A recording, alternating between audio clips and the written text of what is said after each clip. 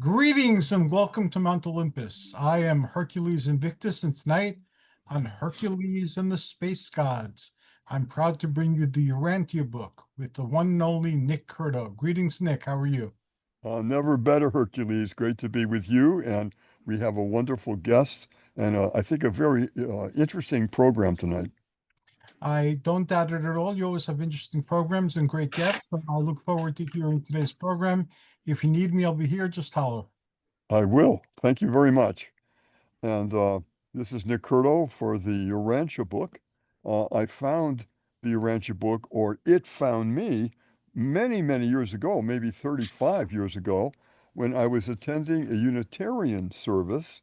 I had been going for 2 years every Sunday when I was in Manhattan. And after 2 years on that particular Sunday, the minister for his last reading said, "And now I'd like to read from the Urantia book." And I thought, funny name. I've never heard of that name ever.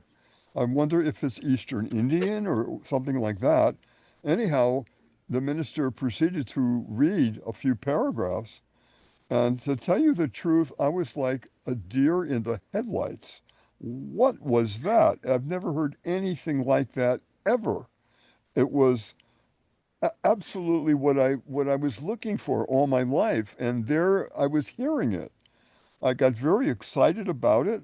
And then after a few minutes, the minister said, "Go in peace." And everybody left the All Souls Unitarian Church in Manhattan on Lexington Avenue and 76th Street. And I literally had to stay in the pew for maybe 15, 20 minutes because I wanted to remember that funny name. I didn't want to lose the name. And I was contemplating what I had just heard. Was this the book that I had always looked for all my life? Have I just found it or it found me? Anyhow, the answer was yes. I contacted some people who are readers in the Manhattan area, and I've been attending Robin and Helene Jorgensen's study group, an amazing couple, wonderful people, and their Tuesday night. I was there for many, many years. Unfortunately, they Robin has now moved to Florida, and Helene does conduct it once a month now on video.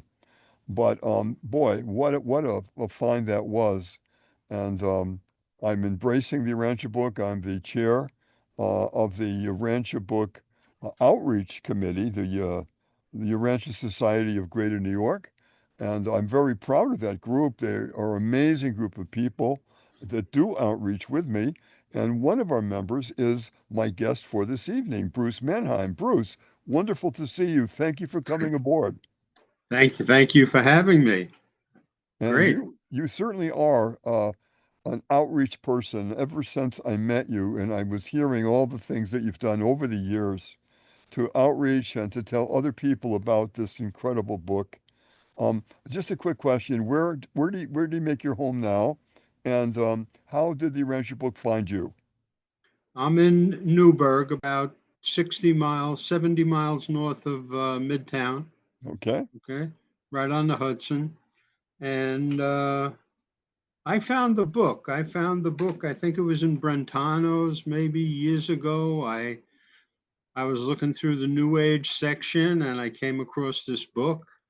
And I was already a Christian, which was relatively new to me because I grew up with no religion. But um, and I couldn't believe it. I couldn't believe the book. So I read it for a while, put it back. I think it was $15. I said, I don't know if I should buy this book. So I kept going back to the store and reading it in the store. Finally, I said, I got to have this book. Gotta have it. Gotta have this book. I totally get what you're saying. Yeah. Wow. So at that point, the money didn't mean anything. Well, what you were saying before when growing up, you didn't have a particular spiritual education at the time. And Right. then you found cutting edge. Oh my God, a 2,000-page book that is literally everything you wanted to know on so many different planes and levels. So you must have been blown away. I was, and you sound like you were too. I was. The most amazing thing to me was that nobody ever heard of this book. I mean, I started asking all my friends, all the people in church, all of the pastors. No, nobody ever heard of it. I said, how can it be? How can this book exist and nobody has ever heard of it? Right, right. I felt the same thing because until that faithful Sunday morning in the Unitarian Church, I never heard a word about this book. And I'm thinking, how come? How come no one ever in any media, no one has ever said a word about this? I didn't see anything in the library at the time with the book, but boy, it hit me like a ton of bricks in a very good way. And Mhm. again, I was so fortunate to have a study group right here in Manhattan to go to. And again, it was the most exciting. Tuesday night was an exciting night because that's when we read together and then we would stop and ask questions. And I love that part too, that we could ask any question. And Rob and Helene were very knowledgeable, along with a lot of the readers too that attended their study group. And we really shared a lot together, and it was a great way to explore the book. I always recommend if there's any study group in an area where someone is starting to read the book, find them out. And just let me go through one thing before we talk about some of the things you want to talk about, Bruce. Uh, there are two websites I want to recommend that you can listen to the book or you can read the book for free on the websites I'm going to give you. Let me just go through that now. The first one is urantiabook.org. Okay. The other one is urantia.org. That will get you the fellowship and the foundation websites. They're brilliantly designed. You can read or listen to the book. In the book, you can listen to in many languages or read the book too. They've been really vigilant about providing a way for people from other countries to now read or listen to the book. And it's exciting. The websites are great. I highly recommend it. And they also, the websites give you the history of the Rancher book, how it came to be, and more about where the study groups are. So it's very well worth doing that. Okay, with that said, Bruce, um, where should we start? Where would you like to Well, start? I'd like to make one comment. I was reading the book for like 20 years before I, the thought came to me to ever try to contact someone. Uh, I'm not sure how I ran across Karen Lawson, but I did, and that was the first study group I went to. It's been, I don't know, maybe 15 years we've been going to her group, 15, Wow. 16 years. Um, but so how do you get people, how do you get the next step where they get into a study group? That seems to be the critical part, developing this whole fellowship idea and getting more of not a church but a community going. Excellent, That's excellent question there. And yeah, it's kind of like when you usually stumble upon the Urantia book, most of the people have come across it in libraries or occasionally a neighbor has said, I'm reading a book that I think you might be interested in. And as you know, Bruce, our group, the outreach group of the Urantia Society of Greater New York, have been working and have now put together and has for sale an outreach kit with a tote bag, a string, backpack, a badge, and they all have the word Urantia very prominent, so that some people can observe that when you're going to the store or a movie or you're just going off for a walk. If you've got any of those elements, they will see that. And people have come up to me and said, "What is Urantia? What is that?" So that's, I think, a very effective, simple, inexpensive way to do some outreach for the kit. I should say that those kits are available, and if you email me and let me know you're interested, I can give you the information about the kit. I'm going to give my email address right now, which is NICKNYNY1,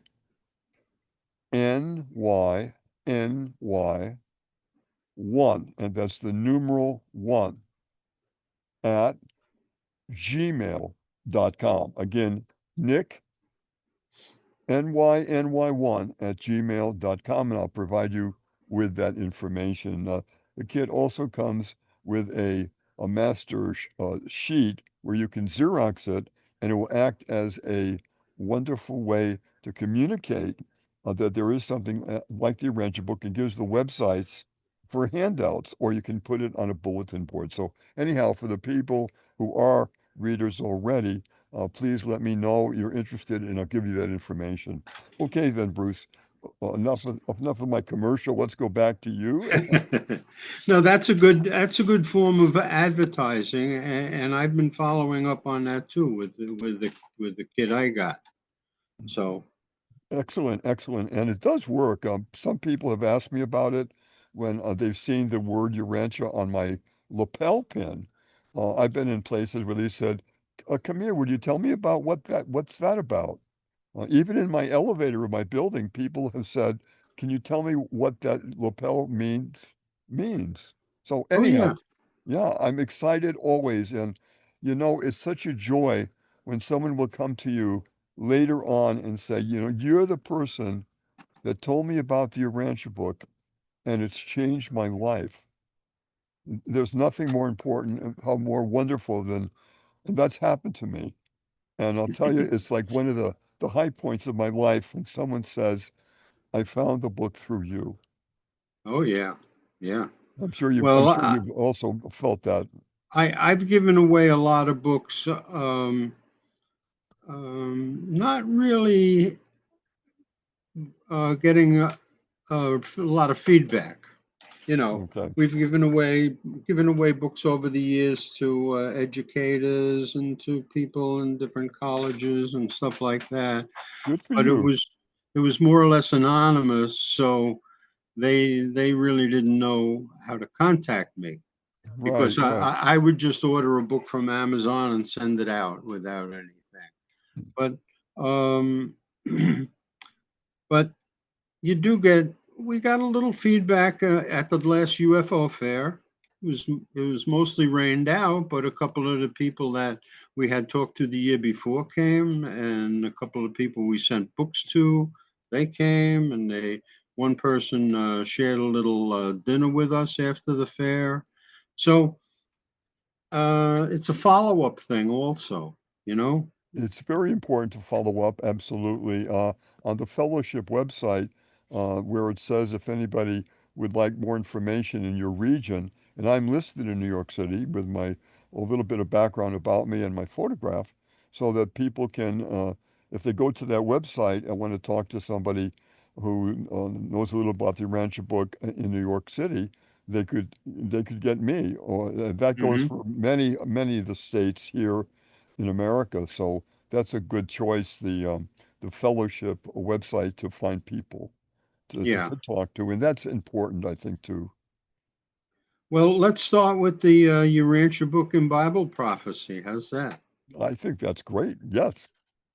Um, you familiar with the thing about Bible prophecy is there's a lot of prophecy which can be interpreted many, many ways. Okay. What got me started with Bible prophecy was what I call the hard prophecies, the prophecies with numerical numbers. 1,290 days, 1,335 days, 1,260 days. Okay. The Bible throws out these numbers, and it seemed to me that they had to mean something. They had to mean something very specific. Okay. So over the years, I've been playing with Daniel, some of the numerical prophecies in Daniel, and and of course the ones in Revelation. And just recently, maybe a year or two ago, I was looking at Revelation 11:3, and in the King James it says, "And I will give power unto my two witnesses, and they shall prophesy 1,260 days, clothed in sackcloth."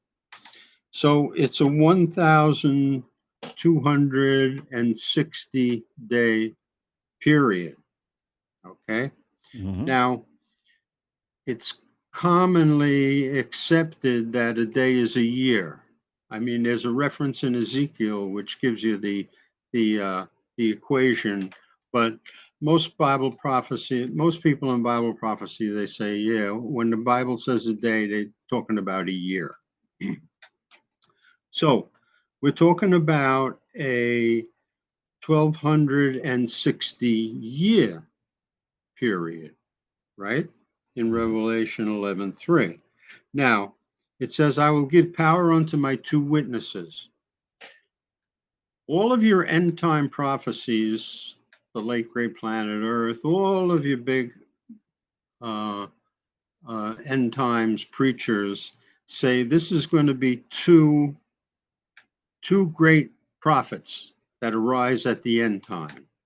Okay, but if you interpret the reference to two witnesses as simply the Jews and the Christians, the Jews as a body and the Christians as a body, okay, then it has a totally different meaning and a different, and it points to a different prophecy.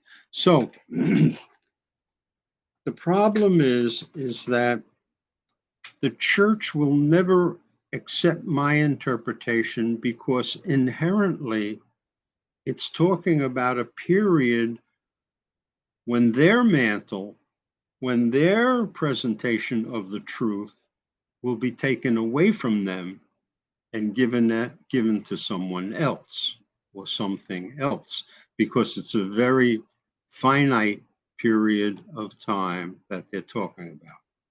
Okay, so let's say that the two witnesses are the Jews as a body and the Christians as a body. What's the starting point? Okay, the starting point, in my opinion, is 586 BC. Now, what happened in 586 BC? In order to understand the starting point, you have to look at the way God raised up Israel. He raised up Israel the same way he raises up a plant. He took Abraham as a seed. He started out, okay? He nurtured Israel. I have it written down here something. He faithfully planted, nurtured, pruned, and watered the seed of Abraham. The flower of Israel bloomed and withered, and Jerusalem fell, and God's seed pod burst open. So the age of prophecy started with 586 BC when the Jews were carried off to Babylon. And the imagery is of a plant where Israel grew up, it bloomed, okay? It became corrupt, it started to wither, and then the Jews are carried off to Babylon, and the seed pod opens up, and they're opening up to the world, okay? So I'm using 586 BC as the beginning of the age of prophecy for the Jews, right? So let's say we take that date, 586 BC, and we're talking about the other thing. It's not an assumption, it's an interpretation, is that when it says they shall prophesy 1,260 days, I'm looking at 260 days for each one of them. Okay. Now there's a reference in Daniel which says the Jews will prophesy for 1260 days. There's a reference in Revelation, which I could give you, says the Christians will prophesy for 1260 days. So you put them together, you have this period of 2,520 years. 1,260 for the Jews, 1,260 for the Christians. Together, it's a period of 2,520 years. If you start if you start the clock at 586 BC, 2,520 years later exactly is 1934, okay? And the Urantia book is bestowed right on schedule. Wow, that's a find. Good for you. So that's just one of the prophecies one of the numerical prophecies that it's a little fun. I sent it to the foundation, but I don't know. It seems like people aren't interested in the Bible, but another great thing about the Urantia book is that it straightens out so many of the misquotes in the Bible. Okay, so like Jesus says, "This day you will be with me in heaven." Okay, the Urantia book says he actually said this: "One day you will be with me in heaven, A not little on difference this there. day." Yeah, a little And difference.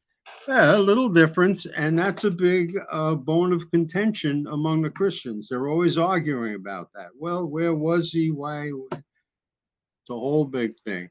But there's a lot of, as you read through the Jesus papers, you can see a lot of mis misinterpretations in that crept into the Bible about what he really said. You know? Bruce, you're talking about my favorite part of the Urantia book.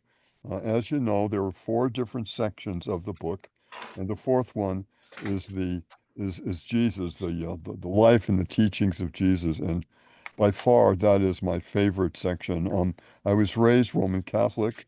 One of my aunts was a nun in the Catholic Church, so I'm very familiar with all of that, and but going to Mass every Sunday in Springfield, Massachusetts, where I grew up, um, at the Italian church on the north end of Springfield, where my grandfather lived and his family, my father and my uncles and aunts, and there were some things being said that didn't really make a whole lot of sense to me. One of them was the atonement.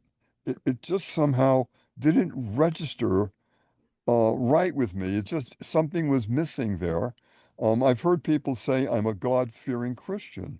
Well, fearing God doesn't make any sense at all to me. I thought, why would you fear him? He loves you. Why in the world would someone say I'm God-fearing? Have you ever heard someone say that? Oh, sure, sure. And I'm thinking, And what the heck was that and about? Right? the whole point is that fear doesn't really convict anyone. I No. mean, if you're going along with this program just because you're afraid of punishment or afraid of going to hell or something, I mean, you're going to end up there anyway because it's not saving you. Yeah, absolutely. It didn't make any sense. And as you well know, when you're going through the Urantia book, limitless love is on every single page. And limitless love is every single second of Mhm. Jesus on this planet. Uh, Right. living the life of a man, a human being, and going through all the political torment and challenges of that particular time in our history and all the things that he said and did, uh, to me, he is my hero because he's also when he sees something wrong, he identifies that. He's not like a kind of lukewarm a guy when it comes to challenges. If he sees something wrong, Jesus acts.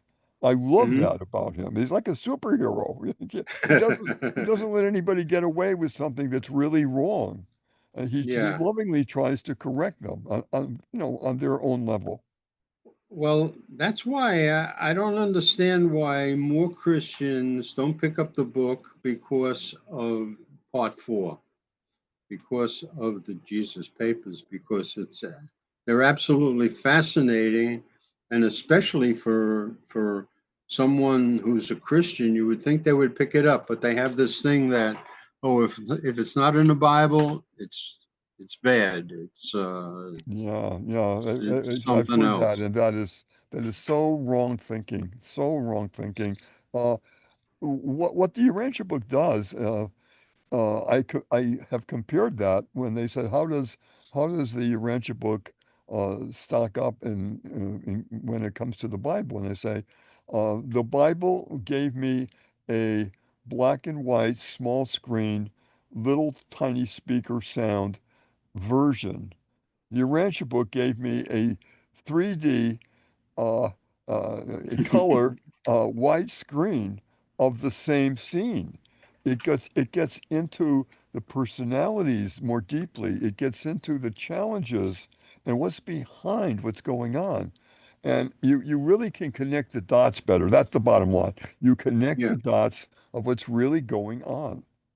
And the description of his human life is invaluable. Oh my God, Yeah, absolutely. I couldn't from put the our book down. perspective. Couldn't Yeah. put the book down. Absolutely. It's like you want to go on because now you've got the real personalities of the family of the apostles, the even the enemies. You have a real sense with the Urantia book of the color of the whole depth of these people, and you get to know them as human beings, as real people, and it's a whole other level of comprehension. I love that. Well, we've been looking at, we do different studies, and there's a, there's a question I'd like to bring up to you. I call it cosmic theology, okay, because there's a lot of theology in the Urantia book, right? Hmm. Um, the question is, do you get a second chance in the Morantia dimension? A lot of people that I've talked to believe that you really, you really don't have to make up your mind in this dimension that you'll get another opportunity in the mansion worlds. Okay. What? Have you heard that argument? It's Yes. not an argument, but a debate. Right. Yes, I have. It's a different outlook. It's a different way of adding it up of what's next, of what's really going on. And so, what's your opinion? Well, I think that the depth of the Urantia book and the detailing uh, gives you so much more information. Again, it's so in-depth detailed that you can understand it better. Um, And a second chance, sure. For some people that need that, it's there. Again, limitless love is all through the book. It's giving you so much, what shall I say, a leeway to find your way, to to take the challenges one by one, small or large. And it gives you that opportunity. That's what I'll say. Well, here's the thing. If you believe uh, like my pastor friend believes, well, everybody's going to be saved. Everybody's going to. sooner or later, there might be different paths, but everybody is going to that. What Jesus did was for everyone, not only certain people, which is kind of unusual for a pastor, but that's what he believes. And and this idea that you get a second chance to not repent, but go along with the program.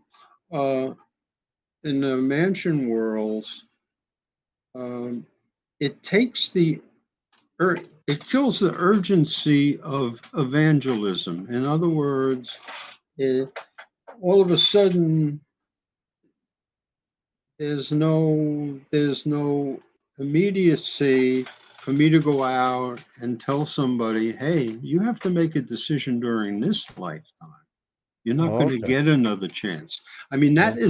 that was historically the force behind the church, right? That Yeah, they absolutely. Yes. that was the force behind the church, that you had to make a decision now. You're not going to get another chance, no matter where. They didn't know about the mansion worlds and all of this, but I guess the Catholic Church had purgatory or whatever. Oh, sure. Absolutely. You could relate it to different things, you know. Hmm. Um, so I'm of the opinion that you don't get a second chance. Because I have a lot of, I don't want to get too deep into it outside of just the overview that, I mean, if you get a second chance in the mansion worlds, what's, what's the purpose of faith on this world? You know Okay. that the book hammers faith in, I mean, Jesus, faith is all he talked about, okay? Yep. That you have to have faith. And faith is really the first step. So, so if you get another chance in the mansion worlds, well, what do you need faith for? You don't need faith. You can just sort of, I'll wait and see what happens in the mansion worlds and take it from there. Sounds like a big gamble, doesn't it? The whole faith thing goes out the window, There you go. right? Yeah. And that can change your whole outlook. That can change your whole perception of what's available, who you should be, and how you should act. Yeah, it's just a matter of uh, trying to not get people just to read the book because it's a great description of the universe or the cosmology or this.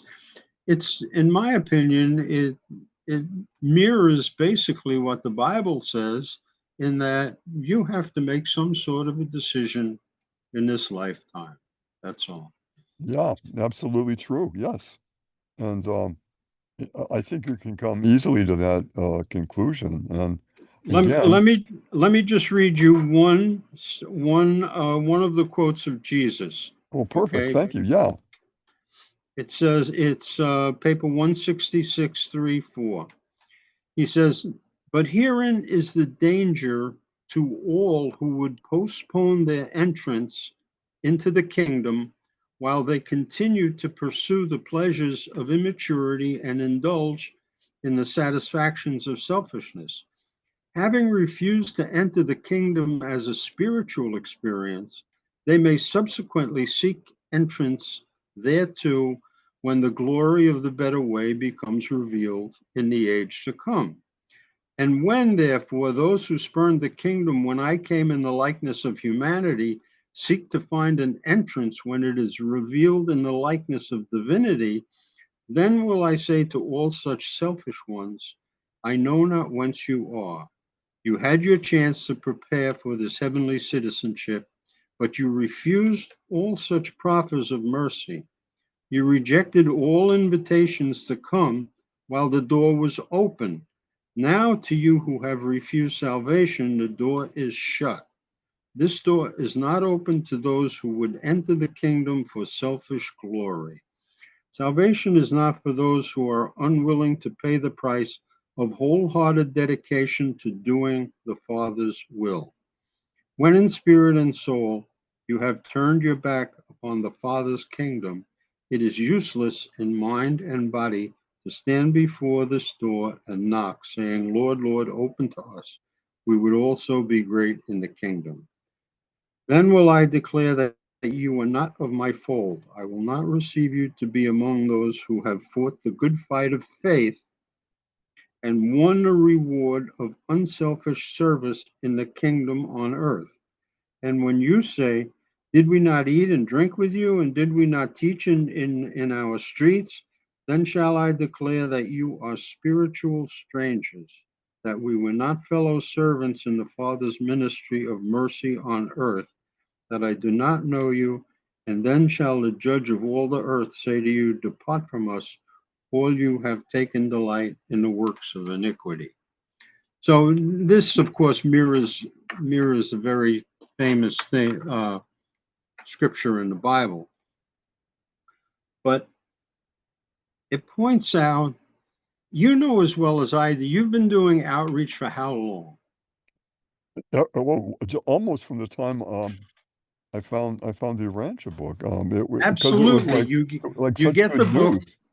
right, and it's a very similar experience who's for someone who first becomes a Christian.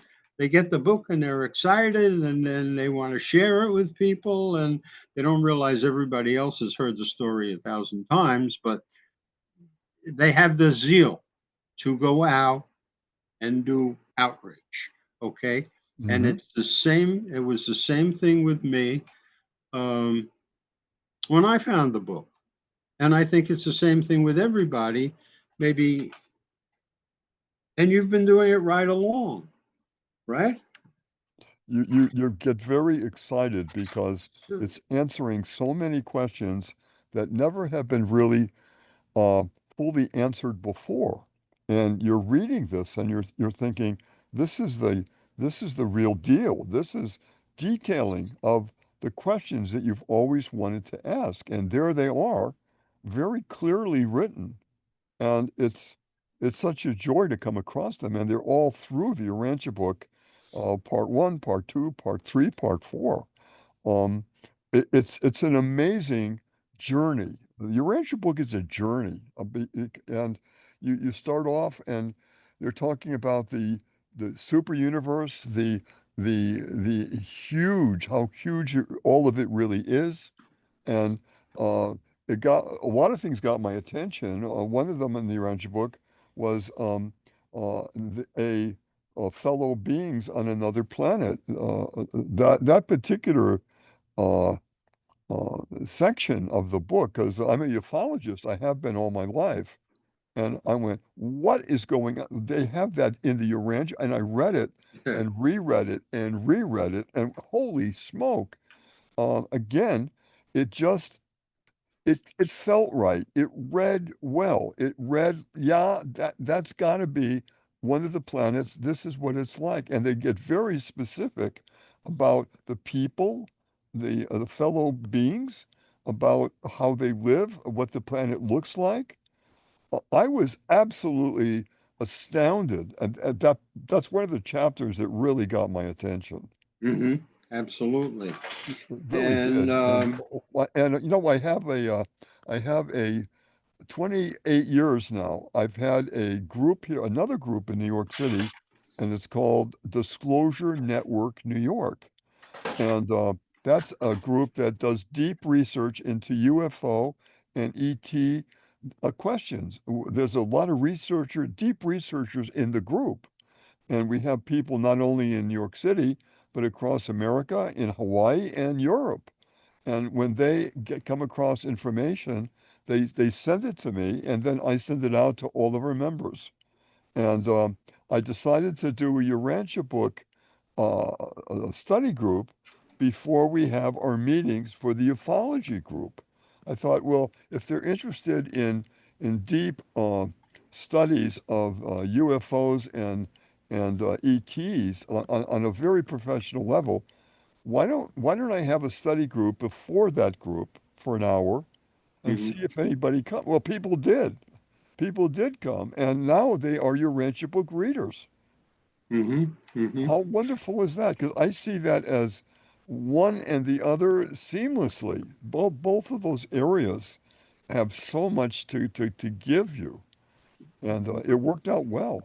But you see, Jesus brought out 2 points. He said, first, you need faith, but then there has to be some fruits. In other words, you have to do some sort of ministry. You have to, if you really believe in the brotherhood of man, you want to go out and help others.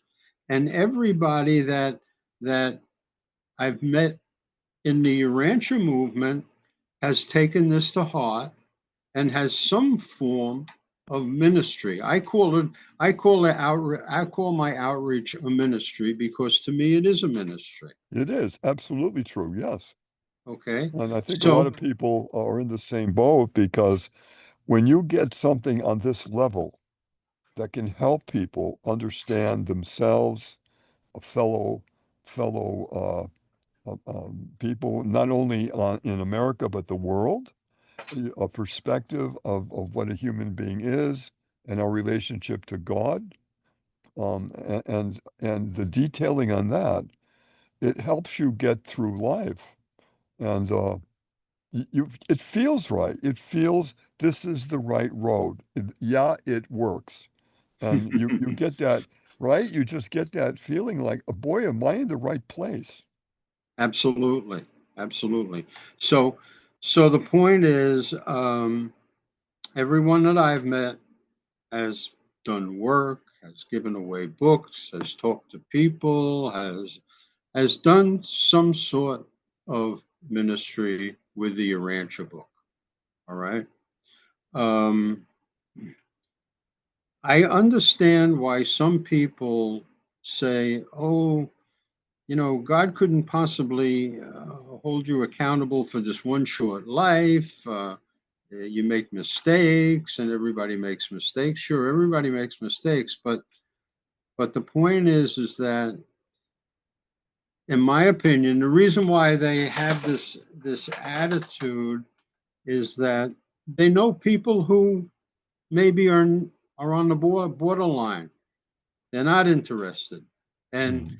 and they're afraid that uh, that they're not going to make it. So they want to think, well, they'll get a second chance or whatever. I shouldn't push it. You can't really beat people over the head with the Urantia book either. The way Christians like to do with the Bible, that only turns people off. So in my estimate, people have this attitude that, oh yeah, you'll get another chance, but you're not doing anyone any service if you don't really believe that. And I have a lot of quotes in the Urantia book which does does not line up with that. You have to have some sort of faith, you have to have some sort of interest, you have to have some sort of of of commitment at this level, at the physical level, in my opinion, in order to get to the next level. I couldn't agree with you more. I'll tell you a quick story. So I embraced the Urantia book, and I was telling people about it. And I went back to Massachusetts, where my mother and father and my relatives live. And I said, Mom, Dad, I'm just so involved now with the outreach of the Urantia book. And I told them about the book and all that. And they said, does that change your opinion? We sent you to catechism class, and you had confirmation, and how do you feel about all that? I said, it only deepens, and Right. gives me more perspective. I say, I feel closer now to Jesus' teachings than I've ever felt in my life. And they were relieved to hear that. And I said, Absolutely. they Yeah. were. And I said, Mom, it's only more so. And it's so enriching. I was thinking of becoming a priest when I got to that age. What am I doing with my life? And I have to be honest, I'm glad that I didn't, because maybe I wouldn't have ever looked out and see something called the Urantia book and found it, because you're so involved in being the priestly duties, and it's the Bible, the Bible, the Bible, and you might not outreach to see anything else. And I think that would have been a big mistake. So, Yeah, right? that's what happens. That's what happens. That the hardest people to get to. I have coffee once a week with a pastor friend of mine, and he's sort of warming up. I mean, he'll ask me questions about the book, and he'll listen to my stories of the system and the wars and everything, but but he wouldn't let me in the church and start infecting his church with this blasphemy, you know. Really, really, wow, wow. I think if he really took a look and read what's in the Urantia book, he Well, would. I've given him the book, I've given him the untold story, and who knows whether he's reading it. He may be reading parts of it. I've given him little handouts to read from the Urantia book. So Well, you know it's what? If it, I could make a suggestion, Bruce, I think that you should get a gun and you hold it to him and say, "Look it, enough is enough. I insist that you that you read this book and know what it's about." And I am not kidding. This gun is loaded, my friend. It is loaded. No, but really, I mean, you're doing everything you can here, and then they've got to make their own decision. Some people, I've given the book or quotes of the book to people who had a very, very difficult time losing a loved one, yeah, because we all know, that's a terrible time to get through when someone you love so much and they pass on. And I know it's just been 2 years that my wife passed away okay, in then you know, September. of course, of course. I mean, but you also, I said, but I'm giving you passages from the book. I've emailed it to them. I said, take a look at what the Urantia book is saying about. It would be called the next level of graduating, of upstepping where you are on earth to the next level. And I've given them that, and a lot of people, it has calmed them, and it's helped them to get past a very crucial part of their life. Yeah, yeah. I see. Oh, It's there's my it's favorite it's producer in the whole world. Hello there. And so what he's signaling us is that we've come to about maybe 10 minutes. Bruce, I want to ask you quickly, what else would you like to tell people to encourage them to pick up the Urantia book online and take a look at it? well, for me, it's the whole faith thing. I think the book, the Christians, they basically don't need the book. You understand? And a lot of religious people, don't forget, Jesus's whole gospel of the fatherhood of God and the brotherhood of man was designed to bring all religions together. It was meant as sort of a common denominator that people from all of the religions could live by. Very, very, very important. Absolutely. Okay, that was the whole intent of his preaching, that it would not become another religion. Okay, that it would coalesce all the world's religions, or at least find a common denominator in all of the religions, and that will happen at one point because the book says it will happen. Okay, Hmm. um, but so the book is valuable to people, to the secular community. All right. Here's the problem. 49% of the world's population already has a religion. 49% of the of the other 49% of the population doesn't want a religion. Okay. Mhm. So you're trying to find really, and from a marketing perspective, like 2% of the population, all right? Yep. People who have an open mind and are maybe not searching every day, but they're contemplating contemplating the spiritual aspects of life. You understand? Yep. And those are the people we have to get to. And it's not easy. It's not easy to find them. But they're out there. They They are are. They are. definitely out there.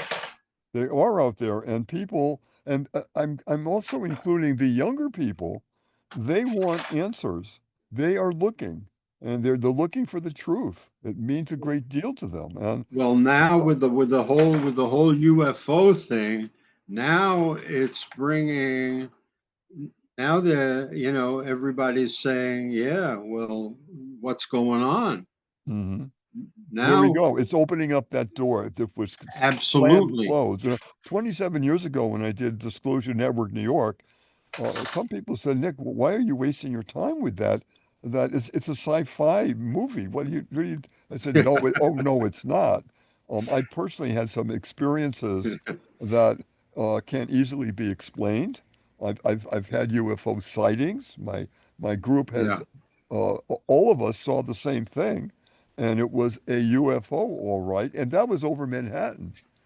I mean, Wow. yeah, together, and and Yeah. and people were even though they were ufologists and had cameras just in case, because we were doing a meditation, trying to make contact, and then we did. We had acknowledgement of it was in the sky, and it was an acknowledgement.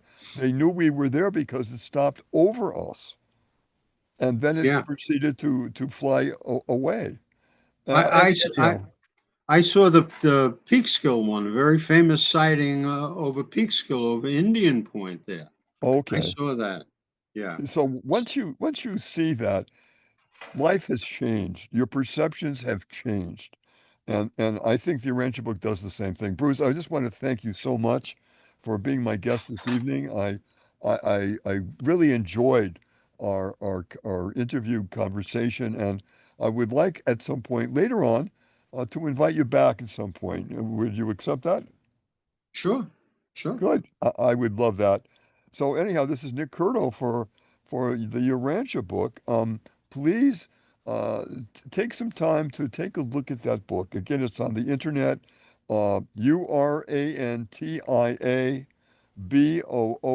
urantiabook.org or urantia.org. You absolutely be amazed at what's contained in the book. Okay, that's it. Much love to all. Hercules, I turn it over to you, sir. Thank you very much for another awesome show. Thank you for sharing it with our audience. Love it, and much love to everyone, and I mean everywhere, everywhere. Take care, Okay. guys. Take So care and long. thank you for tuning in. To those at home, this is Hercules Invictus from Mount Olympus signing off. Good night, everybody. Good night, everybody. Good night.